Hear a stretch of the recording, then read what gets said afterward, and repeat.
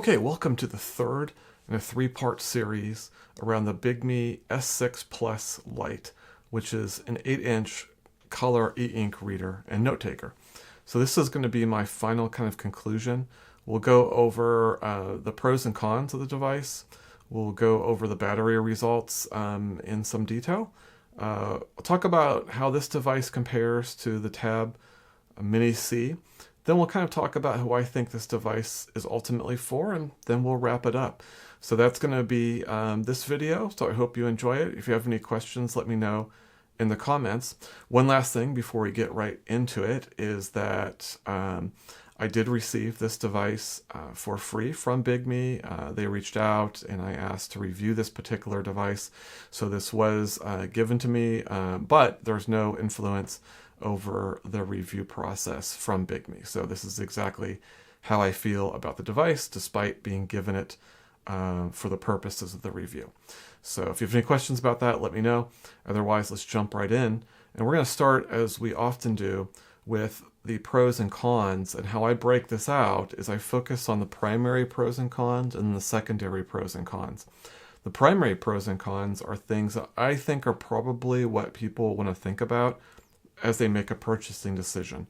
The secondary ones are things I really like or don't like about the device, but I'm not sure they rise to the level of some of the things I'm listing in the primary pros and cons. So that's why I split it out like that. It just allows me to really talk about all the different aspects of the device without blowing maybe some things out of proportion. So that's the reason behind that format. So let's go ahead and get on in to that. We'll also include the battery results as part of that that section, and then I'll come back to talk about how I think this stacks up with the Boox Tab Mini C. All right, let's get right on in. Okay, as always, let's focus on the primary pros, and these are, I think, the most important attributes in favor of the S6 Plus Lite, and they begin with the build and design. The device is very well built, very solid. No creaking anywhere on the device. Just a solid piece of kit. So that's definitely a mark in its favor. The UI performance is really snappy. I think you can see that in the visual tour video. It's just really quick to swipe down or move between menus. So a really nice job in that regard. It does have Kaleido 3 color. So this is a mixed blessing for many people. Some people love the color, as I do. Some people focus on the detractive elements of that. But I'm going to call that a pro here. And definitely, if you're interested in color and e-ink, Kaleido 3 is by far the best technology we have at this time. So a big plus for that. Does have access to the Google Play Store. I downloaded a couple of reading apps. I could have downloaded more, for example, Google Books or Libby as an example, and they would have worked fine. So the app performance was great. Again, I only focused on Kindle and Kobo, but it was very smooth, no issues whatsoever. Pretty straightforward experience. So that are all the what I would call predominant pros in favor of the S6 Lite. Now the cons, we'll begin with the battery life, and let's take a deviation here, and we'll look specifically at how this device performed in my standardized battery tests. Okay, let's take a look at the details of the testing results for the Bigme 6S Plus Lite. Just before we start revealing those results, I'll just comment that we're looking at a table that mostly features 10-inch devices. There's a couple other 8-inch devices, obviously the Boox Tab Mini C, as well as the Supernote Nomad, but most of them have larger screen sizes, which does affect the comparisons. In terms of the battery size itself, the Bigme S6 has a 3000 milliamp per hour battery, and that's on the lower side. We only see a couple entries on this table with even smaller batteries than that. So that's kind of going against the 6S, and I think we see that as we go through the results. But let's go ahead and start looking at the actual results. And we'll start off by standby with the screen off. By screen off, what I mean is that the screensaver is up, The device can be activated with just pressing, the power button. It can be up and running in just a few seconds. So that's what standby means. And the 6S performed at 0.23% of drain per hour in this mode. Wasn't the worst on the table, but it is among the worst. Only the Rare 2 actually performed in a worse fashion. So definitely a lot of battery drain, even when you are on standby mode with the screen off. With the screen on, 2.3%, which did a little bit better. There was a couple devices that performed worse on this table, but it's definitely on the weaker end of the spectrum.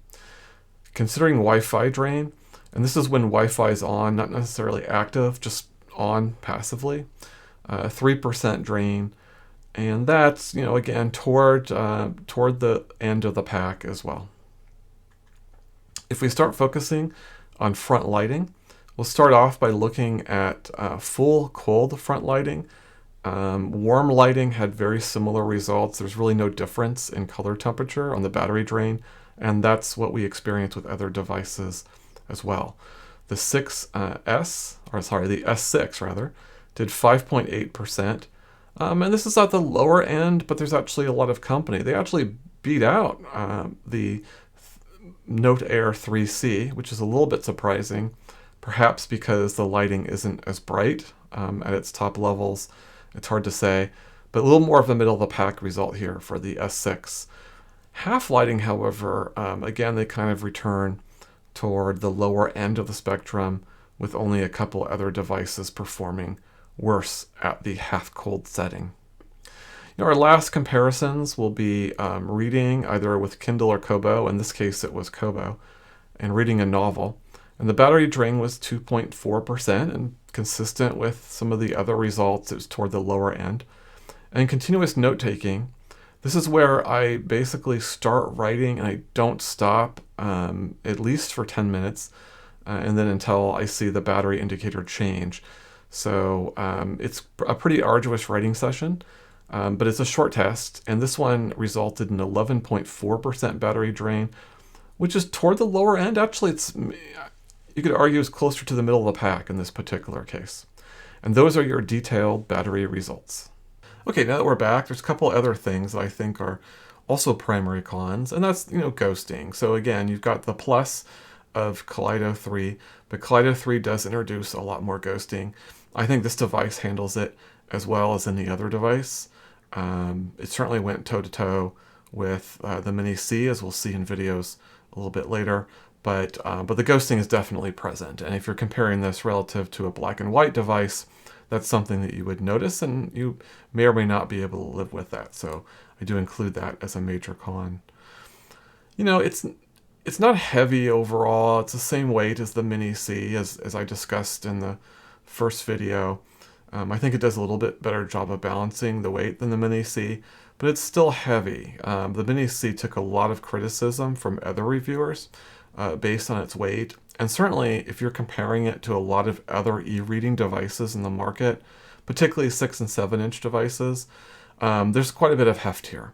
So that's something you need to be aware of. And for some people, that might be something they're not interested in. So I list it as a major con. Now, as we focus on some of the minor pros, and again, these are things I think are points in the favor of the device, but I wouldn't necessarily purchase it just based on these attributes alone. We'll start with the document scanner. The fact that it has a camera in the back does allow for document scanning. I'm not sure how much utility you would get with that functionality on this type of device, but it's there, and it is a positive. It does have the customizable home screen. Again, either in the app mode, which is what I used for most of the demonstrations, or the office mode, and that is customizable in terms of what appears on that side strip in the office mode. It gets points for that. The highlighter it's the best highlighter I've seen in these Eink devices, and there's a number of other devices that have a similar highlighting function, the Bigme Ink Note Color Plus, for example. And certainly this device as well. I think it's a much better highlighter than you can see on devices like Boox that is more of a marker. So it gets points for having a nice highlighter. The front lighting is consistent, a little bit of dirtiness on the bottom, but that's exactly where I want it if I have to have it. So I think they did a good job there.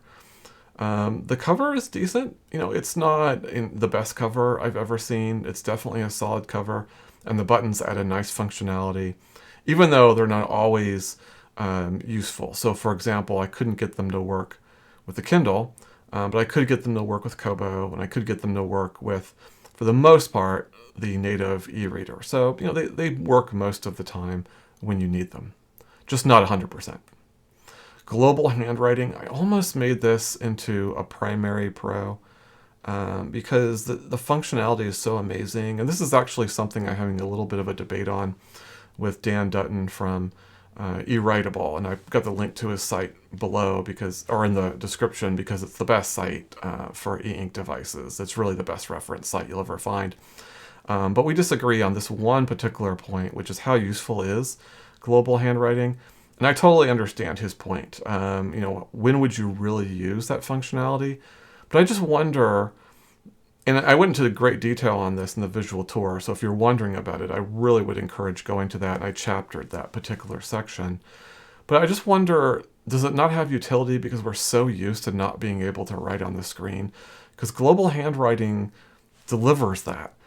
It's in a very specific package, of course, but if I have a book I'm reading and I want to annotate it, or if maybe I'm on a web page and I'm interested in highlighting something and circling it, I can use global handwriting to do that. I just think it's really powerful, and I wonder if the reason why it doesn't seem as powerful is because we're just so used to not being able to do that. So I'm going to list it as a secondary pro, but my heart really wants to make it a primary pro.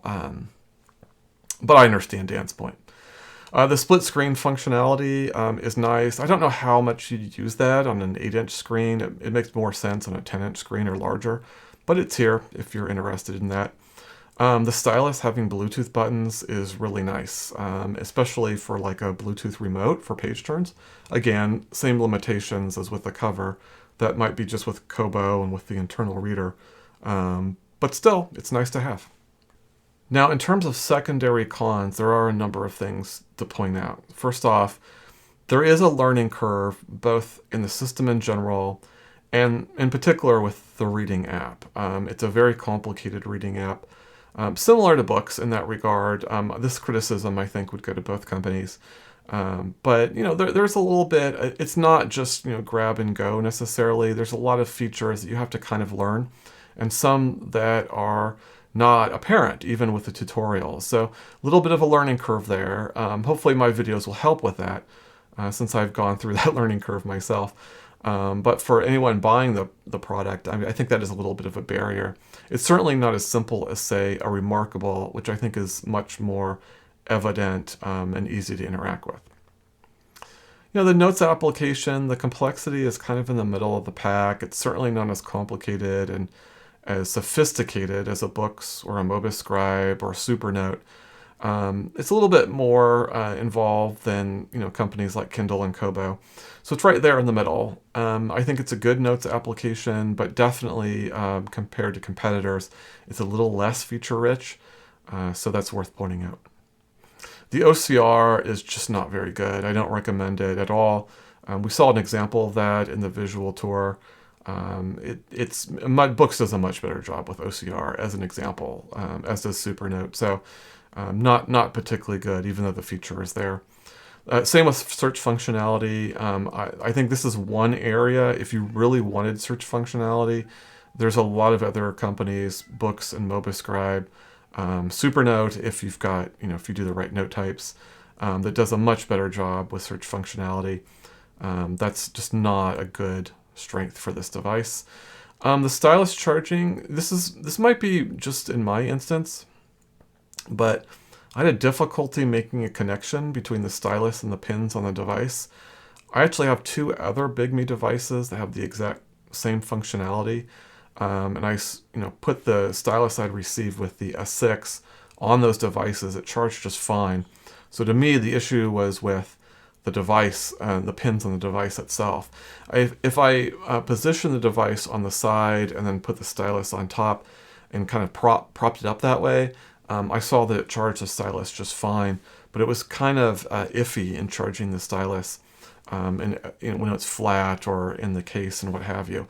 Now that could be, because I don't have that experience with some of the other Bigme devices, it could be that just this one device had that issue, but I can only comment on the device that I have, and it did have that issue, so I want to call that out here. Of course, the stylus is going to work regardless of whether it's charged or not, because the tip itself has nothing to do with the charging. It's just the Bluetooth buttons, and so that is a little bit of an annoyance. Okay, now I'm going to show a series of videos that kind of compare the Boox Tab Mini C and this device, the Bigme S6 Plus Lite, because I think they're definitely competing with each other in the marketplace. So we'll do a head-to-head comparison, and then I'll give my thoughts about that. But before we get into those videos, I just wanted to kind of do a demonstration of how each sounds differently as you're taking notes. So I'm going to start off with the S6 Plus, and I'm just going to go ahead, I've got my microphone right here, I'm just going to go ahead and scribble across the screen so you get a sense of what that sounds like.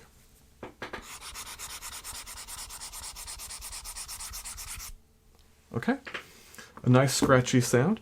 Let's go ahead and then compare that to the Boox Tab Mini C.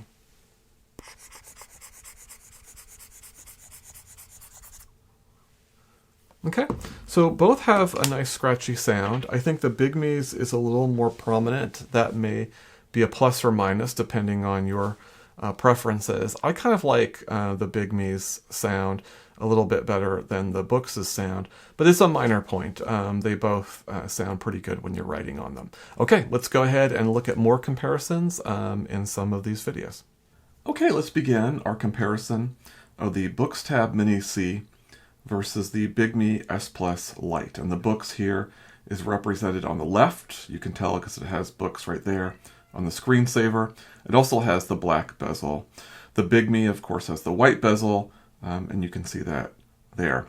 We're going to go ahead and start off by taking a quick look at front lighting. I'm going to go ahead and activate both. And we're going to go right into full strength warm lighting. So you can tell that the Boox device has a brighter front lighting than the Bigme device in warm, and we'll see that's true in cold as well. In fact, let's go ahead and switch over to cold.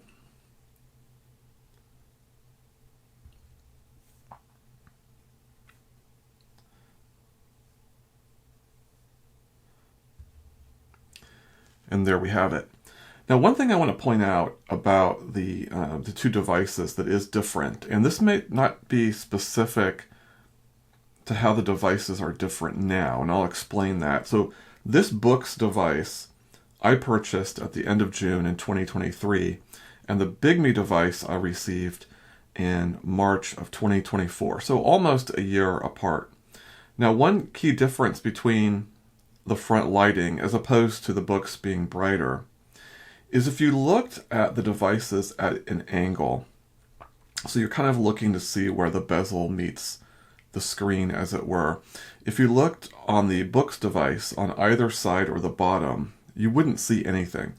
But if you looked on top, you would notice, especially at an angle, this kind of honeycomb pattern that's created, kind of dark spots that I'm not sure is being captured on the film, but you can definitely see it when you're using the device. And it creates what I call kind of a dirty look.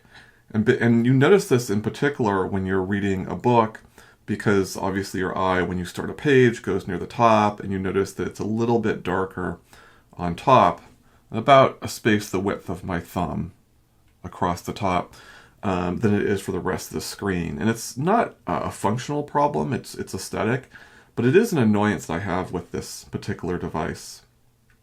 The Bigme actually has the same thing, but with a twist. So if you look at each side, it's perfectly tight. You can't see any LEDs, just with the Boox. On top, you can see maybe one little LED there, but otherwise it's also pretty tight.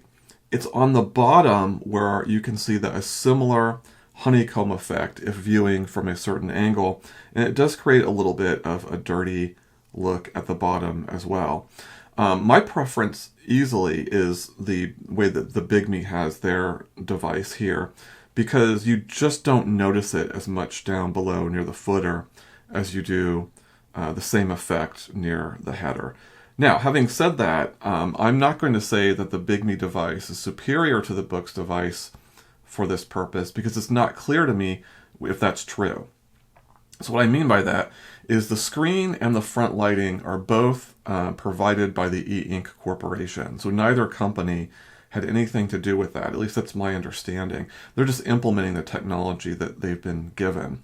So it's not Bigme's decision necessarily to have flipped the screen around. This could have been a change that, say, Eink had made after receiving complaints about the device when this Mini C originally came out. In other words, if I bought a Mini C today, it's possible that this effect will be down below. I just don't know that. So I just want to say that in a cautionary point. While it's clear to me that I would prefer, this style where that effect is at the bottom, it's not necessarily something that's inherent in these two devices. It could be the timing in which I receive the devices. I just don't know the answer to that. In fact, if anybody else recently got a Mini C and can comment on whether the dark area is toward the top versus the bottom in the comments, that'll be helpful for everybody. Okay, before we go any further into comparisons, I just want to note a few things. Let's talk about the system versions. So if we go here into the Boox, we can see that I have updated it to the latest version of the software. This is from the beginning of April. And then if we similarly go into the Boox, the Bigme device rather, this is also the latest version of the software there. And this is as of the first week or so into April. So we're updated on both devices. Just wanted to highlight that. Also want to highlight that for the purposes of most of these reviews, and one exception will be with comics, we're going to go ahead and put the e-ink settings in the same configuration, which will be balanced for the Mini C and normal parentheses fast for the Bigme S Plus. I generally use this in day-to-day operations on both devices. These are comparable to each other. This is basically the best balance, in my opinion, between performance and visuals. It's true with HD, you can get better, more detail on the images, but I just think that this is the best overall in terms of usability, and I just want to hold this constant for the reviews that we'll be doing and comparing the two devices.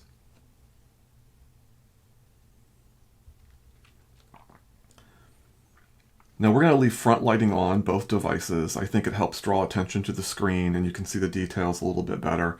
One of the things we'll look at, for example, is ghosting, and I think having the front lighting on helps to illustrate that. Let's go ahead and refresh each screen, and speaking of ghosting, we'll go ahead and start here on the system screen. So I'm going to go ahead and I've refreshed both screens. I'm going to go ahead and switch over to the next page here on the in the system screen, and you'll notice real quickly you'll see after images of the app icons, and then they'll slowly, almost quickly actually, disappear. Let's take a look. Yeah, I mean, I definitely could see that right about there. And this is the graphics processor and the software, which they call Boox Super Refresh in action, where there was ghosting, but the device goes through and cleans that up. Now, Bigme does not have a graphics processing unit, but they do have their software implementation of ghosting. So let's swipe the screen and see what we find there.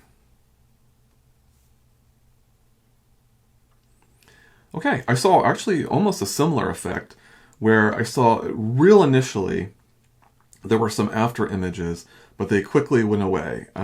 So very similar, a little more of a smoother transition on the Boox device, but both devices cleaned up the screen in a fairly similar fashion. So that's pretty interesting. Okay, let's go ahead and look. We'll look at ghosting as we go throughout these demonstrations, but our next stop will be going into Kobo. Before I do that, I want to make sure that there are no open applications. Okay, we're clean on both. And we'll go ahead and launch Kobo at the same time and see which device launches the fastest. Here we go.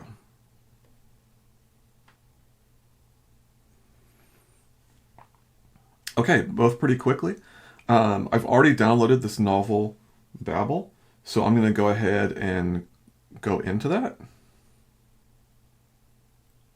All right, a little quicker on the Boox device. Now we're going to go ahead and do page turns, and we'll just give a sense of how quickly the page turns are on each device, and then we'll see if there's any type of ghosting. All right, here we go.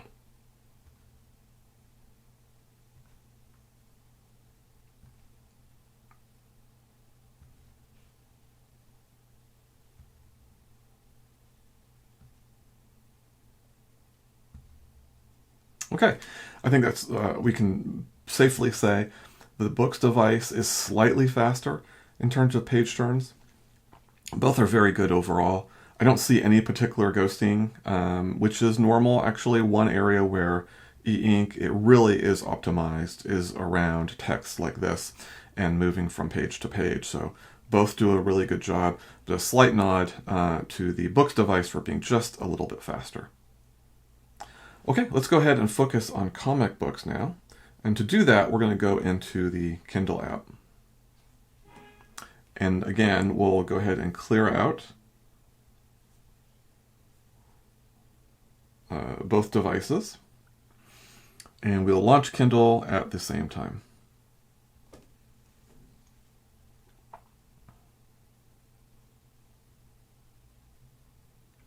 Okay, this time the Bigme was faster. And I see a little bit of ghosting. You can see some of the after images of the apps there. I don't see that here. Let's take a quick look at our E-Ink settings on each. Okay, so here I've decided to go to the Regal mode. I find that this maintains a pretty good balance, but does highlight the images a little bit better. So that's the reason why I selected that. So perfect, let's go ahead and get out. We'll refresh both screens. So that was interesting. Again, I don't know if you noticed this, but if you bring the drop-down bar on each device and then you get out of it, we see after images of the drop-down bar on the Boox device. We don't see them here on the Bigme device. Okay, so Bigme is doing a little bit better with ghosting in this particular context. I'm going to go ahead and double tap on each, and what that should do is it should turn, because I'm in the Kindle app, it should turn the comics into a cell-by-cell mode, which is perfect. In fact, let me start off actually page by page. Okay, a little faster over here, but a lot more ghosting. Slower over here, but the image looks a little bit better to me, possibly because there's no ghosting. Or it's very faint, maybe right there on top. Let's go ahead and advance a couple more pages. Okay, now it's a little bit faster here on the Boox device. Okay. All right. We're going to go cell by cell, but just before, both look pretty good in terms of ghosting right now. I do like the boldness of the colors on the Boox device a little bit more than I do here on the Bigme device, but I feel like the Bigme device, the image I'm looking at, this chest plate on this is a little bit sharper than it is, or maybe, yeah, I feel like there's a little more subtlety in the image. Interesting. Okay, let's double click and go cell by cell. All right. Again, I'm getting a little bit of ghosting here. Very faint ghosting here, so it's much better on the Bigme. Oops, accidentally advanced. Okay, let's do that again, but in unison.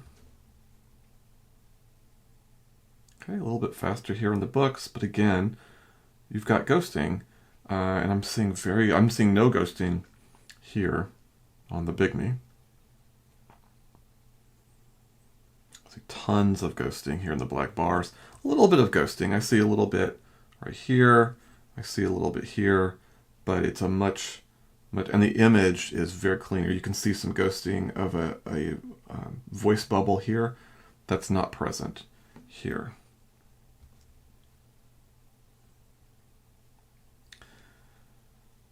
So Boox has got the speed advantage, but Bigme has got the better images.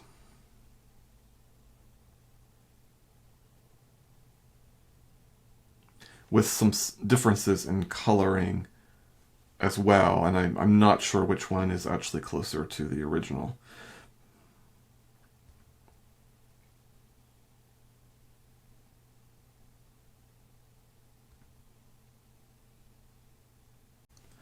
Okay, so that's how these devices differ with comics in Regal mode. Just for fun, why don't we go ahead and take a look at some of the other modes and see how those perform. We'll just go ahead and go right to HD over here, and we'll pick HD here as well. Get out of that, refresh the page, and let's see what we get. We'll refresh using my Bluetooth.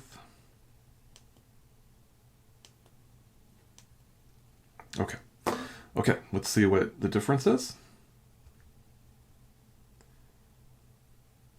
Okay, still a lot of ghosting over here, but I'm seeing more ghosting over here than I had seen in Regal mode. Same color differences, it appears.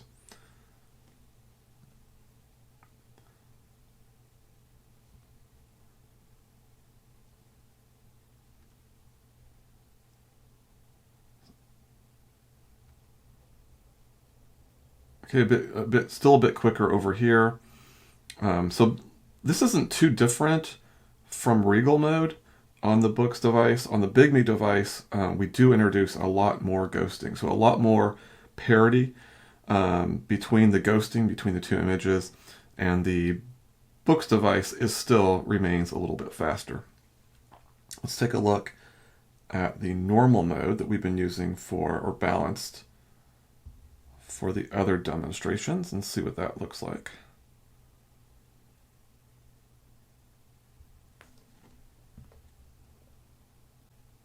Refresh both screens. Let's see what we get. Definitely huge difference now. The difference in the coloring, this red is dramatically different, much paler now that we're in the normal mode here on the Bigme. Let's see how it handles ghosting and page turns. Oops. User error. Let's try that again.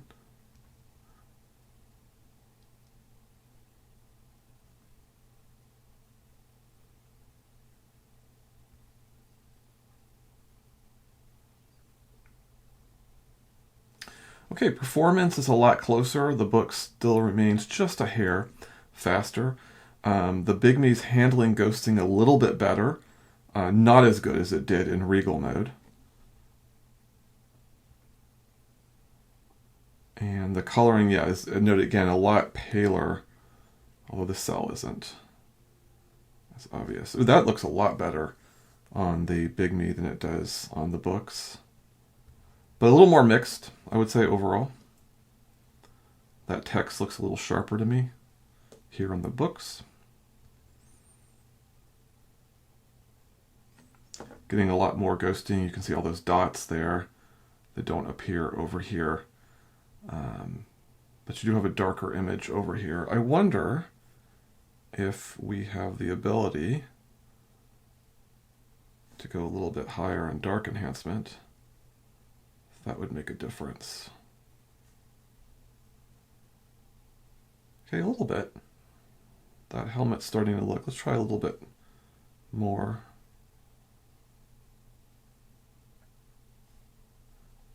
Okay, a little bit. Still, this helmet, for example, is still a lot more red. This helmet comes across a lot more orange, but they do look closer to each other with the dark enhancement on. The text still looks lighter on the Bigme, and it's definitely darker over here. So, very interesting. Pluses for each device, but I think on Regal mode, where comics look best, kind of like the Bigme. A little bit better. So in this next demonstration, we're going to take a look to see how each device handles YouTube, both in terms of playing a video and looking at the image, and also getting a sense of the speakers. There's a little bit of an interesting twist to this particular comparison, however, in that if we go to the Eink Center here on the Bigme device, I asked the manufacturer, Bigme, what anti-shake was for, because it wasn't clear on the device or in the tutorials, and I kind of touched on this in the visual tour. Well, they replied and said that this was basically a setting that was meant to make videos a little bit better. So we'll get a sense of whether that has any impact or not. So the only change to the settings is this anti-shake button being turned on. Otherwise, we're still on normal over here, and we're still in balanced over here. So I think what we'll do is we will start off with the Tab Mini C, and we'll just play a few seconds of this video, get a sense of the visuals and the speakers. Okay, and we'll do the same video on each. Here we go. It looks like Google is going all in on AI agents. The latest Google Cloud Next keynote presentation, which covers some of the new product developments across Google, had one major theme, and that is AI agents. AI agents for customer service, AI agents for helping your employees get more stuff done, okay, for marketing. Let's compare that then over here with the Bigme. It looks like Google is going all in on AI agents. The latest Google Cloud Next keynote presentation, which covers some of the new product developments across Google, had one major theme, and that is AI agents. AI agents for customer service, AI agents for helping your employees get more stuff done, for marketing, for... Okay. At first glance, these are fairly similar. I'm seeing it's a little bit more choppiness over here with the Bigme. I see a little bit of a smoother image here with the Boox. Speakers both sound pretty good. I kind of like Boox a little bit more. I might have the Bigme a little too high on the speaker volume. Let's take it down a little bit to 7 maybe, and then let's try that again. It looks like Google is going all in on AI agents. The latest Google Cloud Next keynote presentation, which covers some of the new product developments across Google, had one major theme, and that is AI agents. AI agents for... Yeah, pretty good. So yeah, the speakers were maybe just a bit too high on this one. They both sound great, actually. I think the speakers are about even. Let's take another look again at the Mini C. It looks like Google is going all in on AI agents. The latest Google Cloud Next keynote presentation, which covers some of the new product developments across Google, had one major theme, and that is AI agents. AI agents for customer service, AI agents for helping your employees. Okay, actually, I do think I like the speakers a little bit better on the Boox. Just a kind of a deeper sound coming from this device than the Bigme, but not a huge advantage. I'm not as sure about them being smooth. Let's actually play both of these videos simultaneously. We'll go ahead and turn the sound off. And just get a side-by-side comparison going here. Oops. Okay, here we go.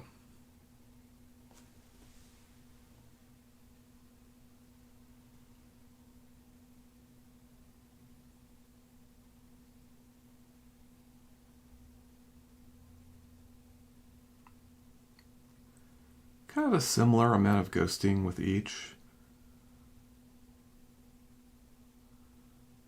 Boy, they both seem equally smooth to me. Okay. Go ahead and turn those off. So yeah, I think they're pretty comparable. Whoops, let's get that off. I don't see a huge advantage with the anti-shake. Let's try playing this without the anti-shake on and see if we can notice a difference there. We'll go ahead and go back to the beginning.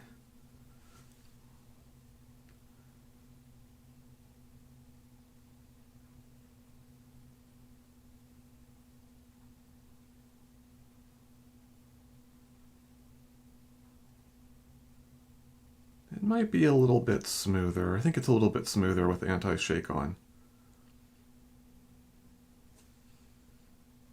So it does make a little bit of a difference, but I think that by putting anti-shake on, it makes it more in parity with what we have on the Boox device. So I would say, just in general, video playback on both is pretty similar. I like the speakers just a little bit better on the Boox device, but other than that, it seems like a pretty comparable experience.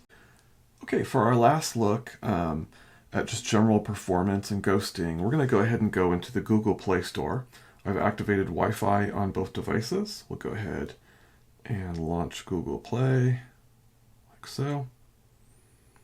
Apps are a little different, which is interesting. This one has a new feature where this version doesn't. I'm not sure why these differ, but we do have our app icons listed. Let's go ahead and scroll. Get a feeling for that and see what the ghosting looks like. Ghosting always looks its best with a white background, so lighter themes definitely hide ghosting. And so I do recommend those for e-ink devices as opposed to a dark. But really nice, very smooth animation, very little ghosting. This is definitely an area where this Boox device is excelling. Okay, let's take a look then on the Bigme device.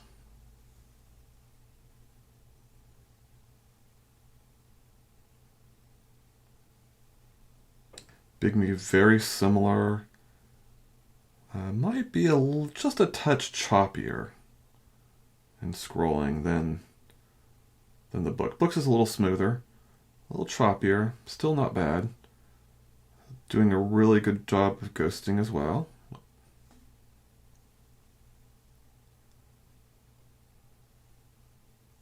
Very comparable.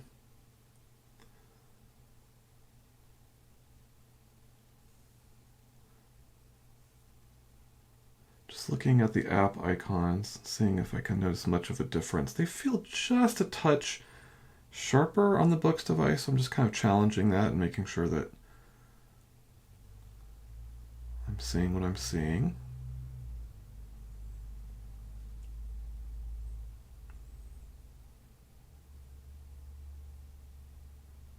Not that different. Might be the front lighting that